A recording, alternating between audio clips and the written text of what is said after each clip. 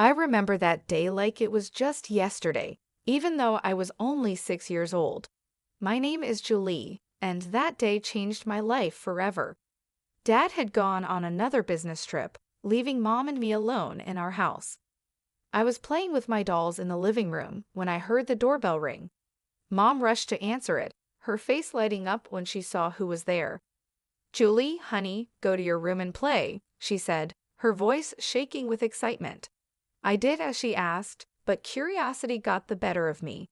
I peeked around the corner and saw a tall man I didn't recognize. Mom was quickly packing clothes into a suitcase, moving faster than I had ever seen her move before. Mom zipped up her suitcase and headed for the door. I stepped out from where I was hiding, feeling confused and scared. "Mommy, where are you going?" I asked. "I have to go away for a while, sweetie," she said, not quite looking me in the eyes. "Be a good girl for Daddy, okay?"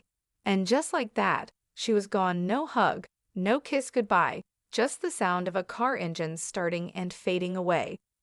I stood there, staring at the closed door, waiting for her to come back, but she didn't. The house felt bigger and emptier than ever before. As night came, I grew more scared.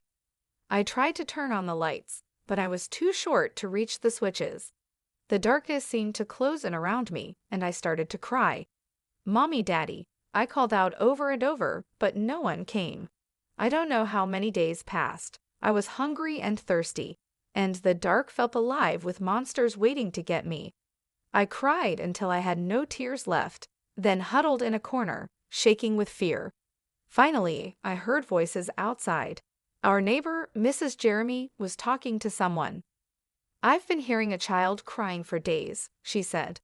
"I'm worried something might have happened." The door burst open, and suddenly the house was full of people, policemen, neighbors, and finally my dad. "Jen," he cried, scooping me up in his arms. "Oh God, Julie, I'm so sorry." I held on to him tightly, crying with relief. Over his shoulder, I saw a policeman holding a piece of paper. "Mr. James," the policeman said seriously, "I think you should read this." Dad gently set me down and took the note. As he read it, his face fell. He suddenly looked much older, like years had passed in just a few moments. "She's gone," he whispered. "Amy's gone. She left us." The next few weeks were a blur. Dad took time off work to stay with me.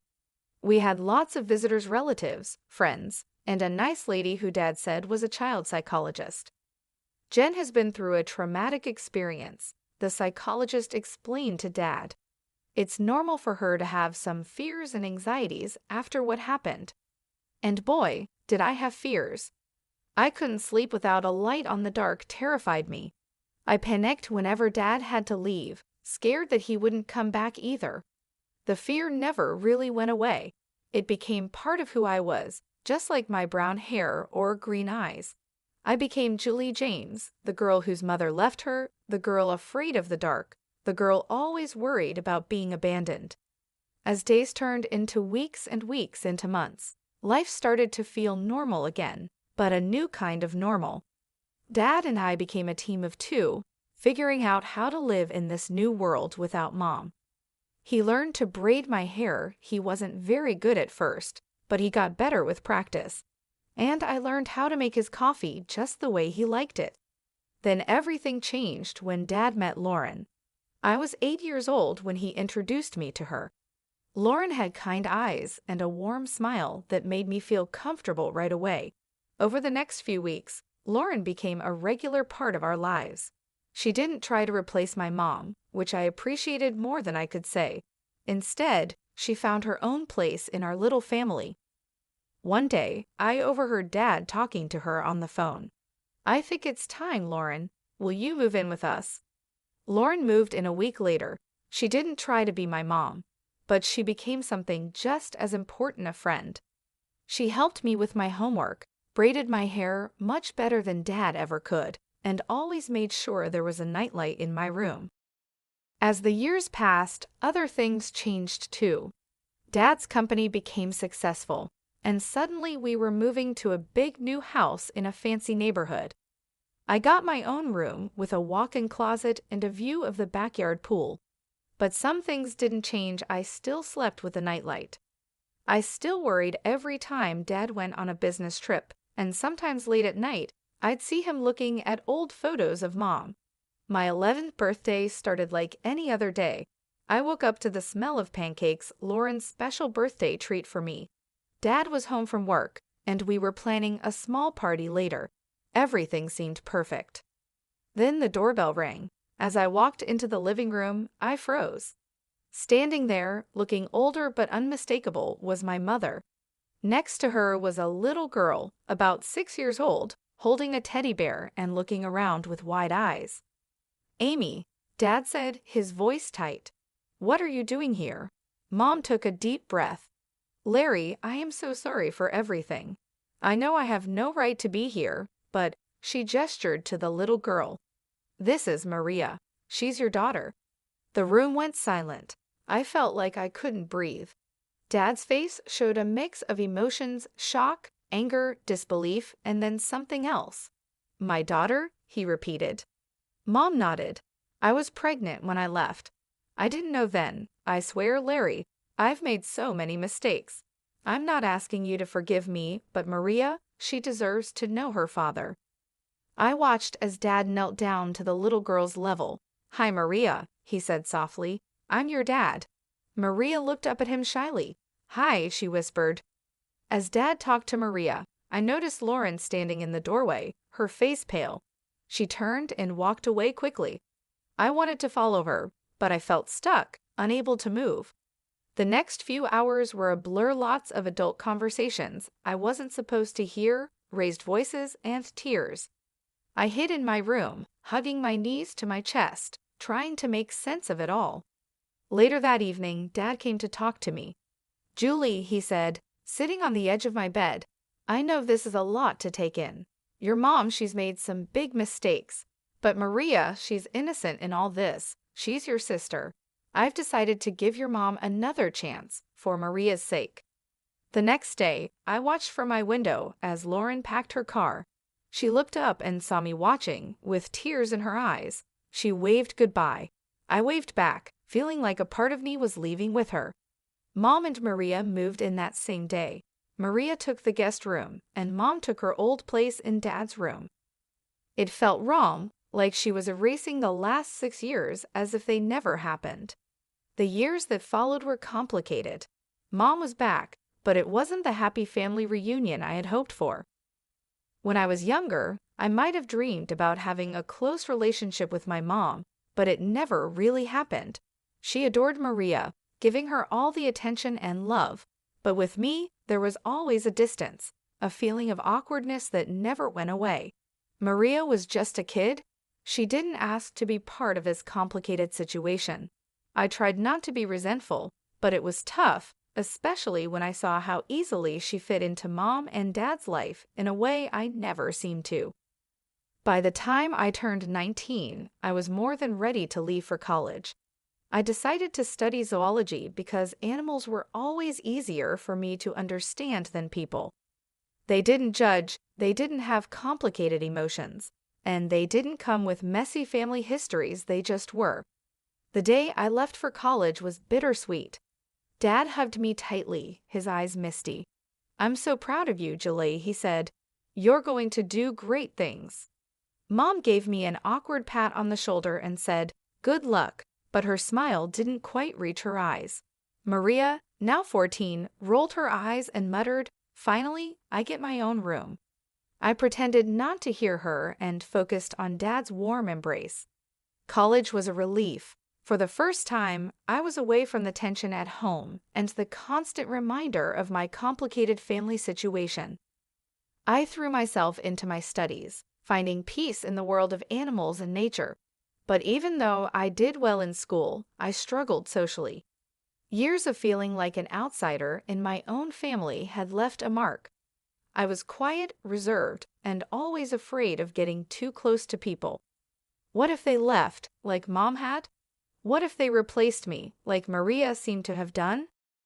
Instead, I found comfort at the small zoo on campus, where I volunteered in my spare time, caring for the animals. There was a particularly grumpy old llama named Larry who became my favorite. He didn't like most people, but he seemed to tolerate me. The years at college went by quickly, and before I knew it, I was graduating. As I stood in my cap and gown, diploma in hand, I scanned the crowd. Dad was there, beaming with pride. Mom and Maria were there too, clapping politely. "Congratulations, Julie," Mom said stiffly. "Your father and I have been talking, and, well, we think it's time you started looking for your own place. You know, spread your wings." I felt like I had been punched in the stomach. I looked at Dad, hoping he would disagree with Mom, but he just looked away, his face full of pain. "Right," I said, trying to keep my voice steady. "Of course, I'll start looking right away." The days after my graduation were tense. I was back in my childhood home, but it didn't feel welcoming at all. Dad tried his best to make me feel comfortable, but Mom and Maria made it clear that I was not wanted there. "Julie, have you started looking for jobs yet?" Mom would ask during breakfast, her tone pretending to be sweet.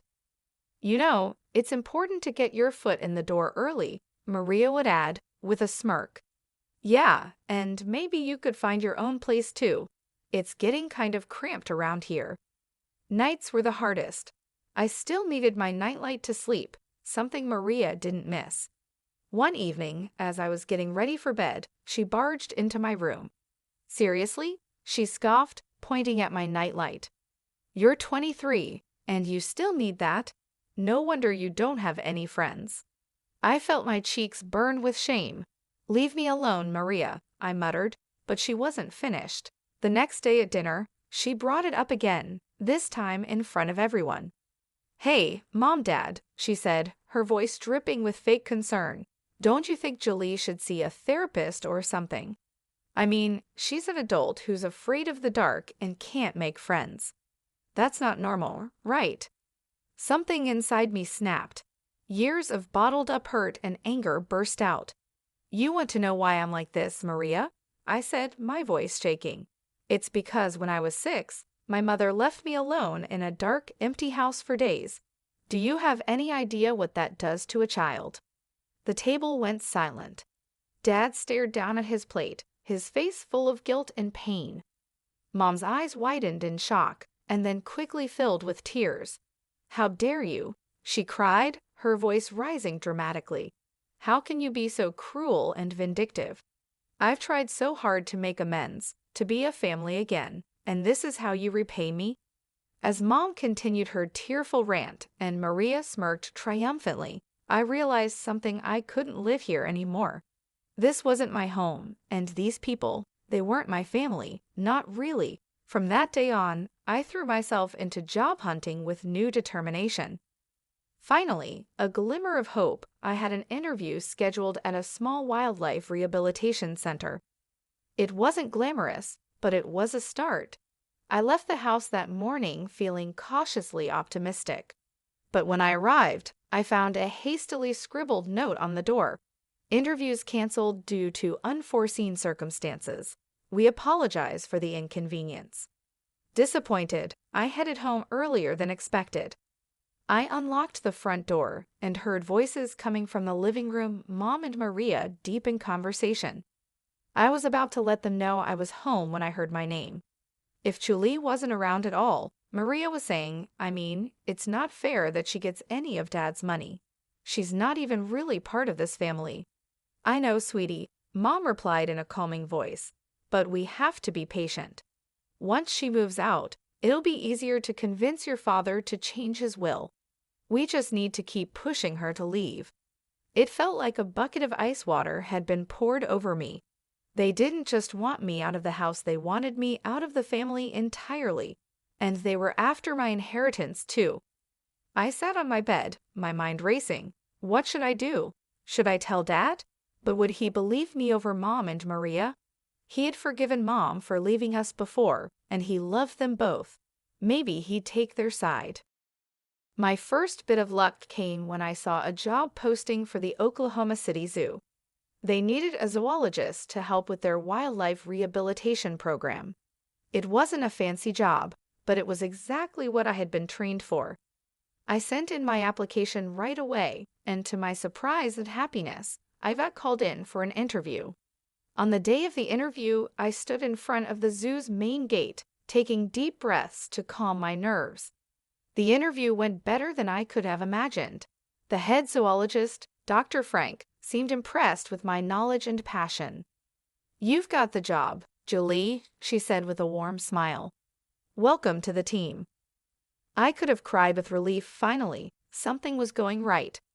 Working at the zoo was everything I'd hoped for and more. I spent my days caring for injured wildlife, educating visitors about conservation, and even helping with research projects. In the evenings, I'd return to my tiny apartment, which I was able to rent with the money I saved. To combat the loneliness, I started joining online forums for animal lovers and people with similar interests. That's where I met Scott.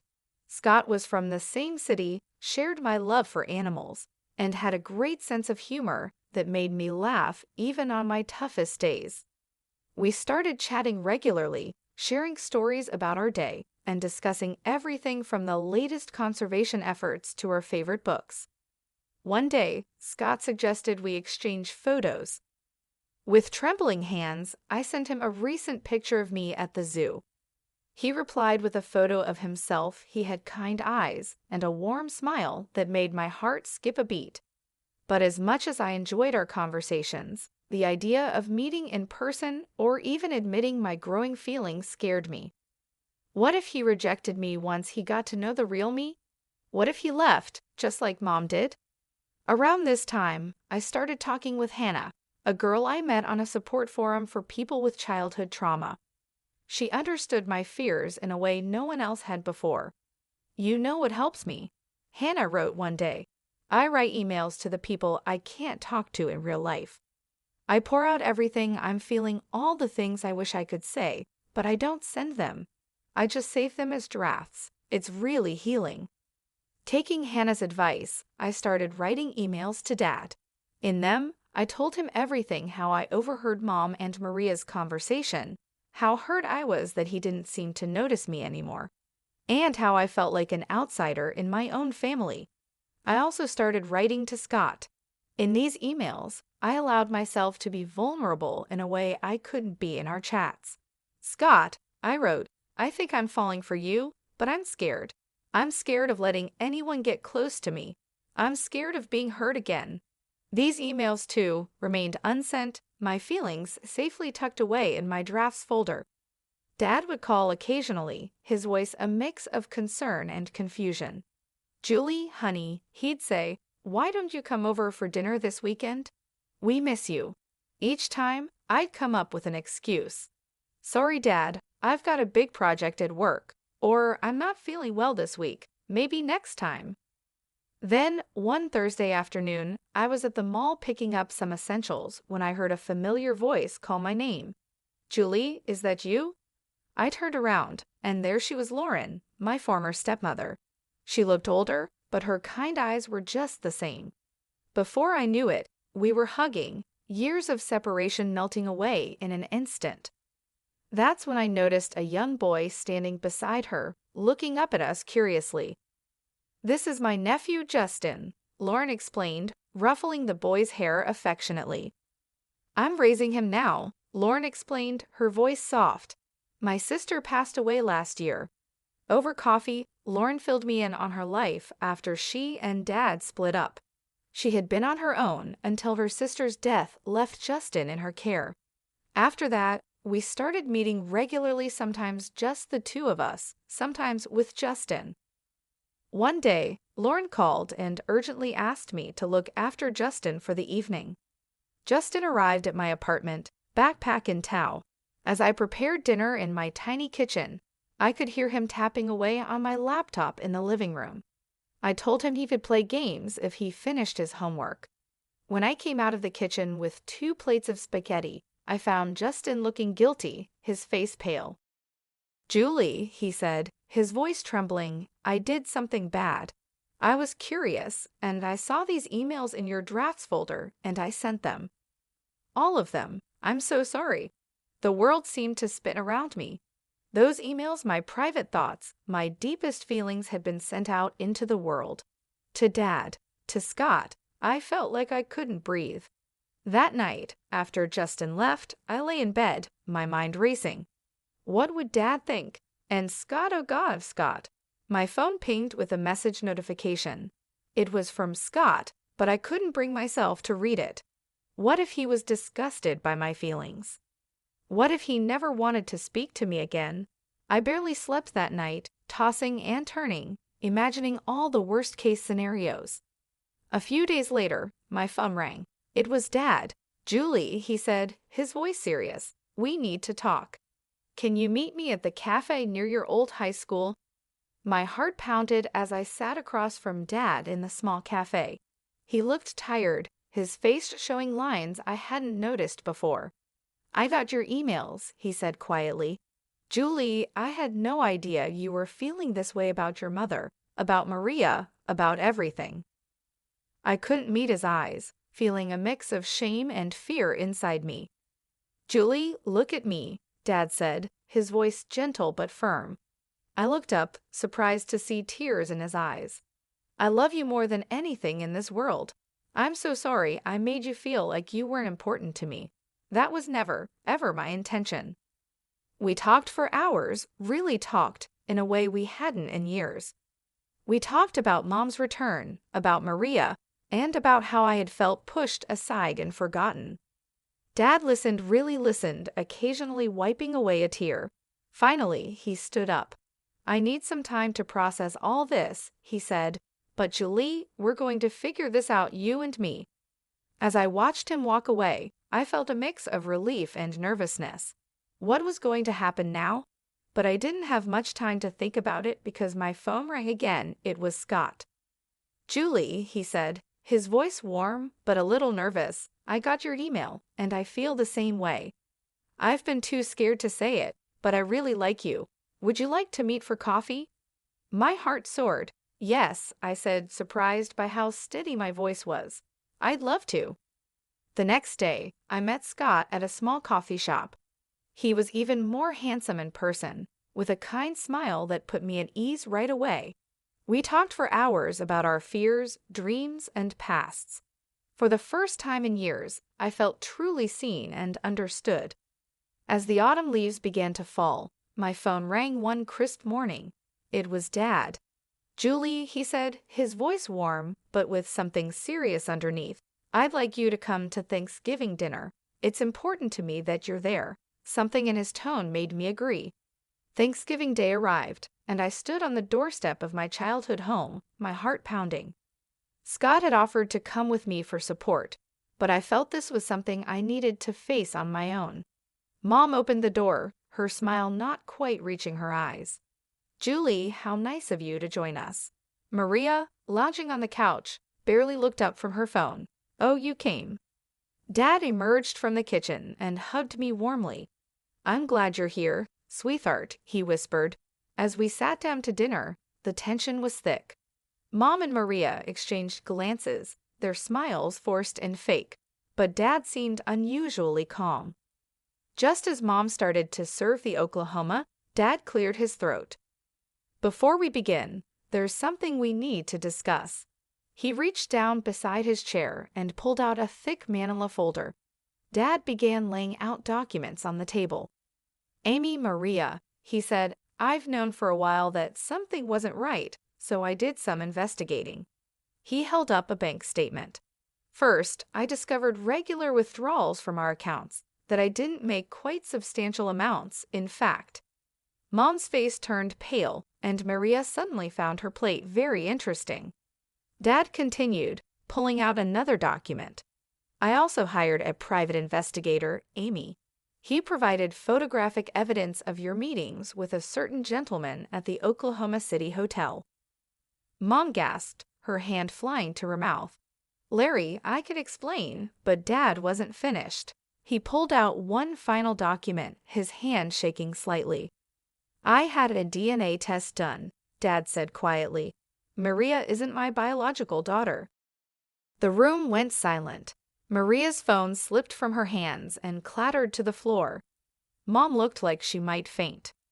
I've already spoken to my lawyer, Dad continued, his voice steady even though his eyes showed emotion. Amy, I'm filing for divorce, and I'm afraid I'll have to ask both you and Maria to leave this house. Mom found her voice, anger replacing her shock. You can't do this. I'll take you for everything you've got. Dad's expression hardened. Actually, Amy, you won't. If you try to claim any property, I'll countersue and demand repayment of all the money you've taken, plus what I've spent raising Maria. My lawyer assures me I have a very strong case. Tears streamed down Mom's face as she realized the seriousness of the situation. Maria sat in stunned silence, her world falling apart around her. In the days that followed, Mom and Maria moved out. Dad and I began to rebuild our relationship, stronger than ever before. We started having weekly dinners, long talks, and even began planning a father-daughter road trip. One day over coffee, Dad hesitantly brought up Lauren. I've been thinking a lot about the past, he said, about the mistakes I made. I reached out to Lauren to apologize. We've been meeting for coffee, talking things through. I smiled, genuinely happy for him. That's wonderful, Dad. Lauren is an amazing woman. As for me, things with Scott were going better than I could have ever imagined. He was patient, kind, and understood my fears and insecurities. With his support, I was even starting to work through my issues in therapy.